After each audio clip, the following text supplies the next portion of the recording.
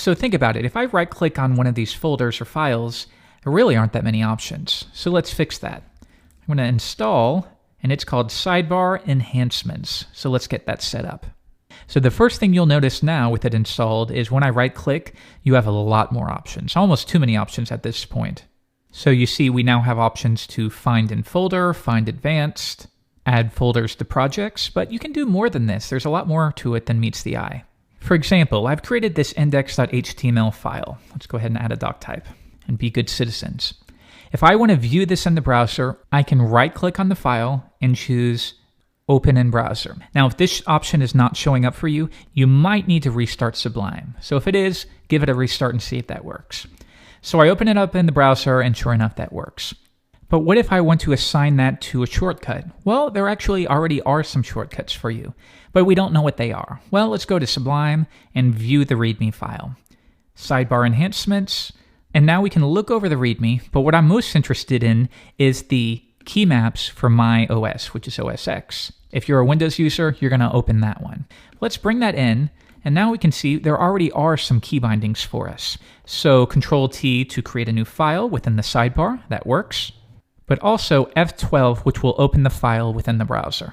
However, I don't like that, so I'm going to change it to something, and name this whatever you want, but I'm going to change it to Control+O. So now when I type Control-O, that should open the current file within the browser. Control-O, and now that's immediately opened the file. Very cool. Now remember though, I mentioned earlier that I don't like memorizing lots of shortcuts. So if I ever forget that, we can always bring up the command palette. Shift-Command-P, browser, there it is. File, open in browser. And there we go. Now we get the exact same thing. So feel free to use whichever option works for you. Now we can do even more though. What if we're working on our server? Well, in that case, this path would not work. We would want to go through localhost, for example. Well, you can adjust that to go to sample. But before we do that, we need to be working in an actual project.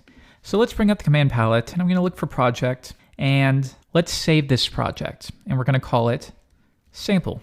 And now that we've done that, I can either go to sample project, edit project, or we can just open the Sublime project. One last way, because there's always options, is to Shift-Command-P, edit project. And if you have any issues with that, just give Sublime a restart and that should activate it.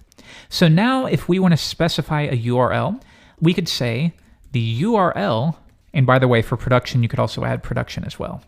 But let's keep it like that, and we're going to set it to localhost, maybe 8888, if that's what you have set up. And just set that up however you need to.